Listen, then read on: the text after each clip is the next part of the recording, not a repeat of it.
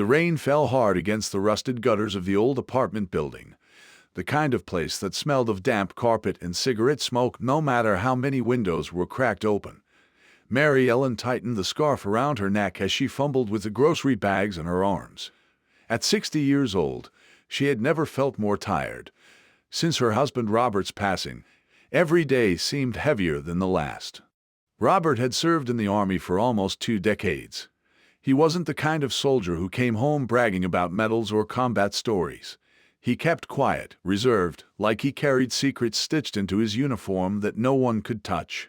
When he died suddenly of a heart attack 2 years earlier, Mary Ellen was left with nothing but a folded flag, a box of old photographs, and the small monthly widow's pension that barely covered rent.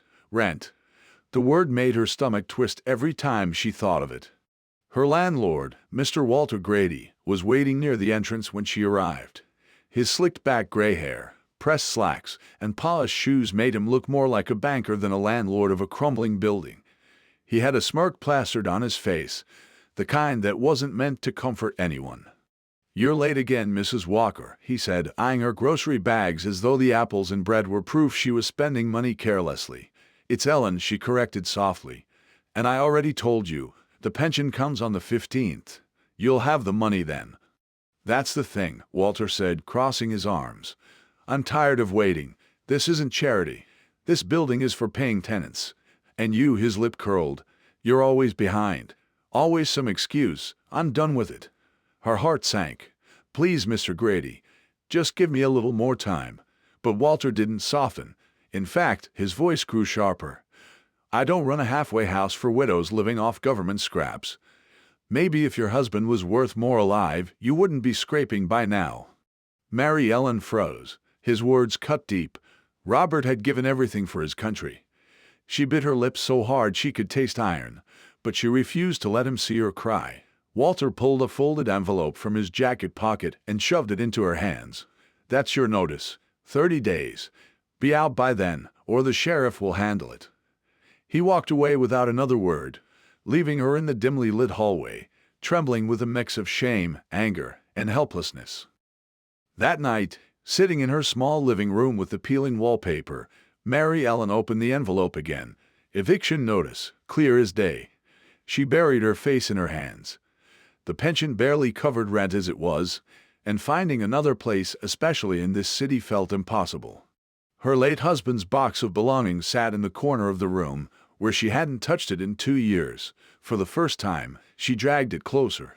If she was going to lose everything, maybe it was time to look for something, anything, that might help. Inside, she found his army medals, some faded photographs of them smiling in front of old bases, and stacks of letters she never read because Robert always said, "Those are just boring work reports." Beneath the letters, wrapped in a cloth, was a smaller box with a lock. She stared at it for a long moment. Robert had never told her about this box. Her hands shook as she tried to open it, but the lock gave her trouble. Finally, after fiddling with a bobby pin, it clicked open. Inside was something that didn't make sense at first: the old notebooks filled with strange codes, photographs of men she had never seen, and military reports stamped with CLASSIFIED. At the very bottom was a badge. It wasn't like any military ID she'd ever seen. It simply said, "Defense Intelligence Agency." Mary Ellen gasped. Robert had been a spy. Her head spun. He had always been so quiet, so careful, so secretive. It explained so much: the long trips with vague explanations, the look in his eyes when she'd ask where he had been. But why would he keep all of this hidden, even from her? She didn't have time to process. The next morning, Walter showed up again, this time pounding on her door with his heavy fists. "Pack your things, lady. I've already got new tenants lined up. 30 days is generous, but if you don't start moving, I'll make sure you regret it." Mary Ellen clenched the badge in her hand, the weight of it giving her an odd sense of power. For the first time in years, she looked Walter in the eye without flinching. "My husband gave his life for this country," she said, her voice steady. "And you're going to regret every word you just said." Walter laughed, dismissive, and stormed off muttering insults under his breath. But what Mary Ellen didn't know, what Walter couldn't possibly have imagined, was that the box she had opened didn't just hold memories. It held secrets so dangerous that even years after Robert's death, there were people still watching. And by opening it, she had just lit a fuse that was going to change everything. Mary Ellen barely slept that night. The badge lay on the table beside her bed, catching faint light from the street lamp outside. She kept staring at it, trying to convince herself it was real. Robert had been a soldier, yes, but a spy. That was something from movies, not her life. But the evidence was undeniable. The notebooks were filled with codes and numbers that made no sense to her. The photographs looked like surveillance shots, grainy, distant, often of men standing on street corners or talking in cafes. There were even some with dates and locations scrawled across the back. One in particular froze her blood, Berlin 1986. She remembered Robert's long trip that year, the one he'd brushed off as routine training. Her mind raced with questions, but one thought screamed louder than all the rest. If Robert had kept these secrets locked away, then maybe someone else was still looking for them. The next day confirmed her fear. She was returning from the corner store with a loaf of bread when she noticed a black sedan parked across the street from her building. A man in a dark suit sat inside, staring at nothing in particular, but his posture was too stiff, too deliberate. She caught his eyes for just a second through the window. He looked away quickly, but her stomach sank. She had seen enough movies to know what surveillance looked like. Inside her apartment, she closed the curtains tight and sat on the couch with the box in her lap. For years, she had been silent, meek, letting the world push her around. But now it felt like Robert was handing her something, even from the grave.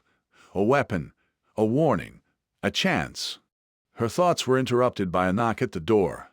It was Walter again. His sharp suit smelled faintly of cologne, but his tone was venom. "I've given you fair notice," he barked. "You've got 28 days left. But don't make me regret not calling the sheriff sooner. People like you always think you can stretch the rules." Mary Ellen stiffened. "People like me?" he smirked.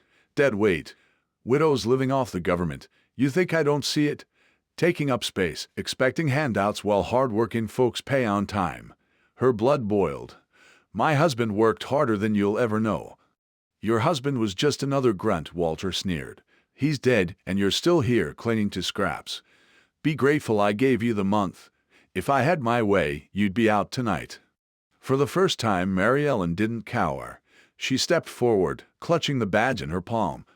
"You have no idea who my husband was," she said, her voice steady. "And you're going to regret every word you just spoke." Walter gave a mocking laugh. "Sure, maybe he was the president. Maybe he was God. Either way, you're out." He left, slamming the door hard enough to rattle the walls. Mary Ellen leaned back against it, breathing hard. Walter thought she was powerless. But she knew something he didn't. Robert's life had been more than a soldier's. And now his shadow stretched long enough to protect her, if she could figure out how. That evening, she went through the documents again, carefully this time. In the bottom of the notebook, she found a phone number scribbled with no name attached. It looked old, but something about it pulled at her. Against her better judgment, she picked up the landline and dialed. The line rang twice before someone answered. A man's voice, low and firm. "Who is this?" Mary Ellen hesitated. "My name is Mary Ellen Walker. I was Robert Walker's wife." There was a long silence. Then the voice grew colder. "How did you get this number?"